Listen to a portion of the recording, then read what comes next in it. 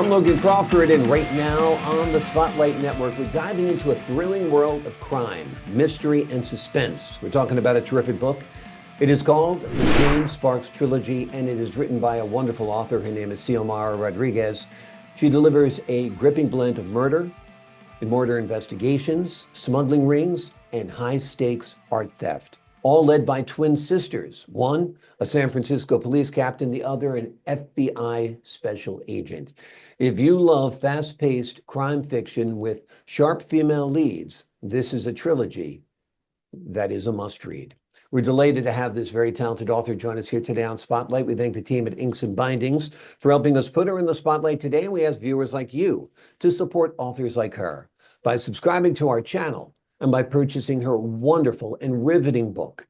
The links are below the interview. And be sure to download the Spotlight Network TV app streaming on Roku, Apple TV, and Amazon Fire TV. Xiomara, great to see you here today on Spotlight.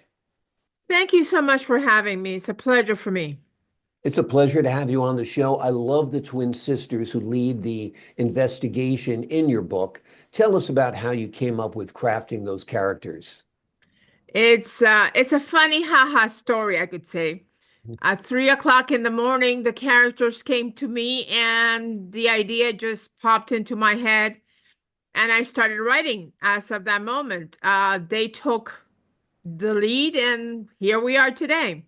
Wonderful. Sometimes a sleepless night is a good thing. Yes, it is. Yeah. The characters are very interesting. As you know, the twin sisters did not know they were twin sisters in the first part of the book. Right. Yep. So it's a fast reading books, and I think people will enjoy them. Yeah, absolutely. This is a compilation. It's basically 3 books in one, the Jane Sparks Trilogy, and it is riveting. There are a lot of surprises. There are some twists in there, and that makes it very engaging, very readable. I know you worked in the Coast Guard. Is some of this based on your own experience? Yes and no. I was a Coast Guard Special Agent, CGIS, and if you ever saw the show NCIS, that's the job I did for a while, for about 10 years or more. And you get to work with the FBI and different law enforcement organizations, and picked up a little here and there from all of them. Wonderful. And now a little bit of here, a little bit there is all in your books, and wonderful. Each book takes the characters in a different world: crime, horse racing, art theft. Talk to us a little bit about how you researched those subjects and how you made it so authentic feeling. Well, usually everybody writes about the drug deals and so forth. I have some friends that are very much into horse racing, and my mother-in-law loved horse racing. We will sit there and watch horse race. So when the characters started coming to me, I decided that I was going to do something different, go with the horse racing idea. And I spent some good time researching online, on newspapers, everywhere to get the right information to be able to make good to the characters. Yeah. I like archaeology. When I was going to college, I wanted to be an archaeologist.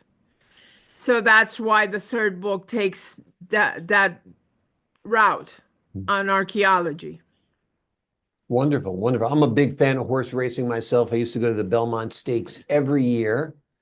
That's one of the good things about living in New York City. Yes. In fact, I think that's a little reminder to myself. I better go again this year because it's a wonderful day of racing and it's a wonderful day. And it's such an intriguing backdrop for your book.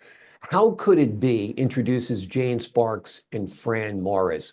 Tell the folks at home what makes their dynamic so compelling to readers. Well, you know, the sisters are twin sisters, but they did not know they were twin sisters until the FBI agent gets shot at the parking lot of the San Francisco PD, and that's where they discover their relationship. So they have to come up with what happened, how they got separated. That's the first mystery they have to solve. Then the second mystery they have to solve is Why was the FBI agent shot at the San Francisco PD? Mm. Was it because they thought it was Jane or what? So that Mm. was the second mystery they had to solve. Yeah, And from there, they grew together, and then they go into the second book, which is where we go into horse racing, and then on the third book where we deal with art theft. wonderful, wonderful. Have you envisioned these stories being turned into a TV series? I will love it. Yeah, I have an idea well, I wrote the book thinking about one specific actress, too, to play the mother and Jane. And I'll love to if it was possible. If somebody knocked on my door and said, "We'd like to do exactly. it," I am open for it. Well, you've done the hard work. You've created the story. You've put it out there. So hopefully Hollywood does come a knocking. That would be great. Who are those actors you would cast in your TV series that you mentioned? As a mother, I have always envisioned Linda Carter. Hmm. That'd be great. And she hasn't been doing much lately. Hey, Linda Carter, we got a role for you. That'd be Well, great. if you see the mother in the three books, she is Linda Carter, Hmm. a strong woman that loves her daughters, and it's upset at the fact that her one of her daughters was stolen from her. And then it's the whole thing about the mother trying to make good with the daughter she lost. And so it's that's I just always visualize Linda Carter in that role. Wonderful. And who would play the daughter? You know, I don't know if you know her, but it's Cody the Pablo. Okay. She did NCIS. Right, right. Yeah, she's wonderful. I think she'd be perfect for that. Another strong female lead. And there aren't a lot of strong female characters on TV or in movies. And I think this fills a much needed void. That's for sure. So, I think so. yeah, yeah. The final book in the trilogy is called New Beginnings, Maybe, and it takes the sisters into the world of stolen antiquities. Talk to us a little bit about that final installment in this trilogy. Well, like I said before, I wanted to be an archaeologist, Hmm. very much so, but life took me in a different path, and I don't regret the path that life took me. But uh, Jane needed a change. Jane had to change. It comes a time in everybody's life that you get to that point that you say, I need a change. So I presented a character that opened the door for her to have a change, which was in archaeology. And because I don't want to give too much out of it, something had happened that they discovered some archaeology things in a warehouse, and they had to figure out who stole them and try to return them back to the original owners. Just remember, in World War II, a lot of arts was stolen with the Nazis. There was a whole group during World War II that dealt with finding those arts and returning them. So that was also a little of the idea that was in the back of my mind.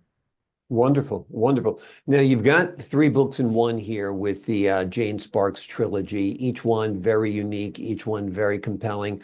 Are you thinking about making more installments into this series? I am. There is something that I have been toying with. The characters are knocking on my door again. There's something I'm toying with. So hopefully by maybe the end of this year, I might have something new. That'd be wonderful. That'd be wonderful. Looking forward to it. Now, you said you woke up 3 o'clock in the morning, you were having a dream, and you kind of just kept on writing. That must have been book one. What about the other books? Tell us a little bit about the writing process. Was this your first time writing a book? And tell us how it all unfolded. I have been writing since the age of 9. Hmm. Writing for me was escape. You know, when you're a child, I was one of those kids that would sit and write and read Yeah. in school. I was a swimmer, but I wasn't, athletic in school, so I was always a writer. And I wrote a lot of short stories that got published and some poetry that got published.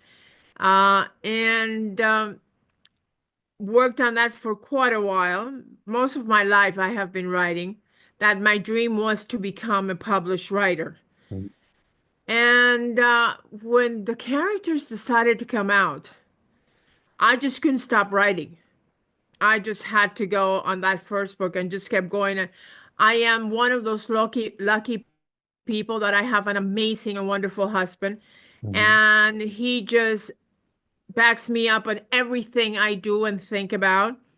So he knew I was writing, and he just let me be. Wonderful.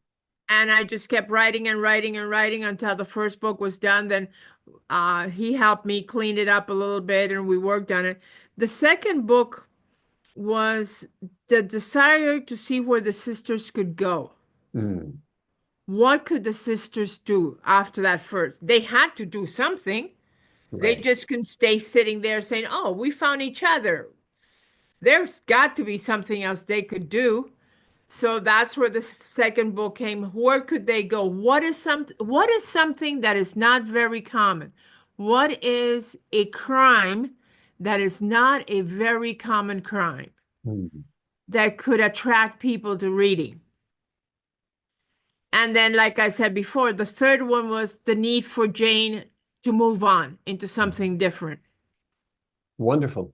Well, you had a dream of being a published writer. Now you are. Yes. So congratulations. I think that's Thank you. great. And you're more than just a published writer. You've written a terrific series of stories that are compiled into this wonderful anthology, if you will. It is called the Jane Sparks Trilogy.